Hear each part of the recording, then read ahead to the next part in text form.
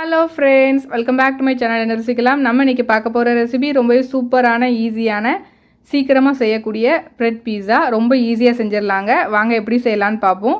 இந்த பிரெட் பீஸா செய்ய தேவையான பொருட்கள்: பிரெட் ஒரு 4 பீஸ் எடுத்திருக்கேன், பீஸா சாஸ் தேவையான அளவு, குடமிளகா, அப்புறம் பெரிய வெங்காயம். குடமிளகா 4 கலர் எடுத்திருக்கேன், நீங்கள் ஒரு கலர் கிடச்சாலும் ஓகே தான். வெண்ணெய் 1 டேபிள் ஸ்பூன், பன்னீர் 1/4 கப், மொசரல்லா சீஸ் 1 கப். இதை வந்து நல்லா துருவி எடுத்துக்கோங்க. அப்புறம் பீஸா சீசனிங், அப்படி இல்லைனா ஒரைகானோ எடுத்துக்கலாம், இல்லை இத்தாலியன் சீசனிங் எடுத்துக்கலாம். அப்புறம் சில்லி ஃப்ளேக்ஸ் இல்லைனா உங்கள் வீட்டில் உள்ள மிளகா வத்தலை மிக்சியில் லைட்டாக திரிச்சு எடுத்துக்கோங்க. இப்போ ஒரு பேன் ஹீட் பண்ணி அதில் பட்டர் கொஞ்சம் சேர்த்துக்கலாம், வெண்ணெய் கொஞ்சம் சேர்த்துட்டு அது கொஞ்சம் உருகுனதும் ப்ரெட்டை இந்த மாதிரி மாற்றி மாற்றி போட்டுக்கோங்க. லைட்டாக டோஸ்ட் பண்ணிவிட்டு அதுக்கப்புறம் ஃப்ளேமை வந்து லோ ஃப்ளேமில் வச்சுட்டு இதுக்கு மேலே பீஸா சாஸை வந்து நம்ம நல்லா ஸ்ப்ரெட் பண்ணி விட்டுறலாம். இது வந்து ஹோம்மேட் பீஸா சாஸுங்க.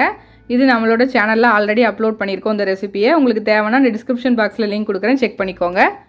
இதுக்கு மேலே வந்து நான் வந்து பன்னீர் துருவி வச்சுருக்கோம்ல, அது மேலே சேர்த்துருக்கேன். அதுக்கு மேலே கேப்சிகம், அதாவது குடமிளகா வந்து ஒரு 4 கலர் எனக்கு கிடச்சிது, 4 கலர் சேர்த்துருக்கேன். உங்களுக்கு இந்த ஏதாவது ஒரு கலர் கிடச்சா கூட பிரச்சனை இல்லை, மேலே போட்டுக்கோங்க.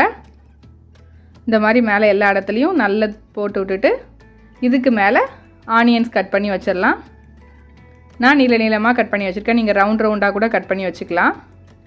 இதுக்கு மேலே நம்ம துருவி எடுத்து வச்சுருக்கிற மொசரல்லா சீஸ். இந்த சீஸ் ரெசிபியும் நம்மளோட சேனலில் ஆல்ரெடி அப்லோட் பண்ணியிருக்கேன், தேவைன்னா செக் பண்ணிக்கோங்க. டிஸ்கிரிப்ஷன் பாக்ஸில் லிங்க் கொடுக்குறேன். ரொம்ப ஈஸியாக செஞ்சிடலாங்க சீஸு. பாருங்கள், சூப்பராக இப்போ சீஸ் எல்லாம் நல்லா எல்லா பக்கமும் போட்டாச்சு. இப்போ சுற்றி கொஞ்சம் பட்டர் தடவிக்கோங்க, இல்லைனா ஆயில் கூட அப்ளை பண்ணி விட்டுக்கலாம். இதுக்கு மேலே அந்த பீஸா சீசனிங் வந்து மேலே தூவி விட்டுறலாம், இல்லைனா ஒரைகானோ தூவி விட்டுக்கோங்க.